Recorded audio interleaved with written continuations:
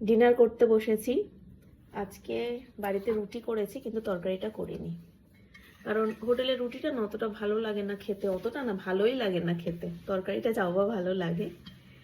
Pizza করেছিলাম, একটুখানি do ছিল এইটুকু মতো, তাই একটা রুটি করে দিয়েছি, এটা বর খাবে বলে।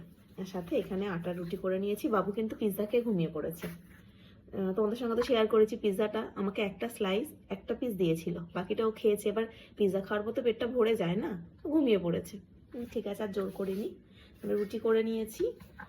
আর বলেছিলাম কিছু একটু নিয়ে এসো, তা তরকা নিয়ে এসছে। যারা দত্তপুকুরে থাকো তারা তো জানবেই, এর আগেও আমি বলেছিলাম চৌমাথায় যে ফুড কর্নার আছে, ওখানে না তরকাটা আমার ভীষণ ভালো লাগে, তো তরকাই আনতে বলেছিলাম।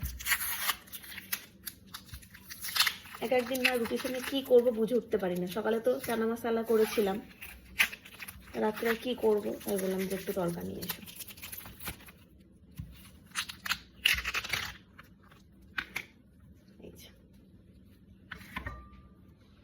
রুটি তাই বেশি করা হয়ে গেছে। তুমি এই সাইডটা এসে বসে পড়ো, এটা একটা চামচ দিয়ে বের করে নিতে হবে। একটার মধ্যেই নিয়ে নিয়েছি, আলাদা আলাদা নেবো না, দুজনে একটার মধ্যেই খেয়ে নেব।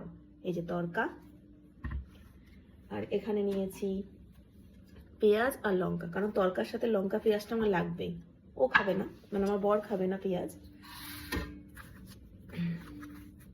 এই যে রুটিটা কি নরম হয়েছে, ওই যে ময়দা ইস্ট দিয়ে ময়দাটা মেখেছিলাম না, ওই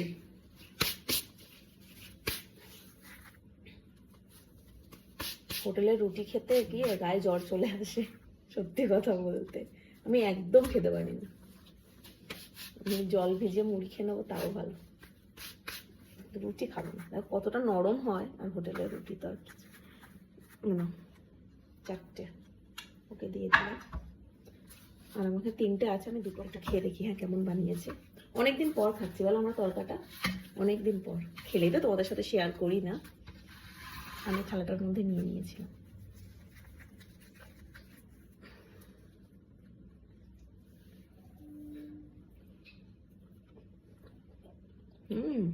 খুবই বানিয়েছে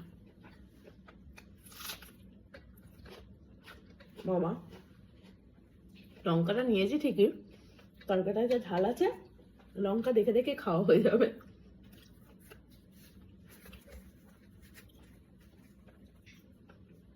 লবণ বেশি হয়ে গেছে।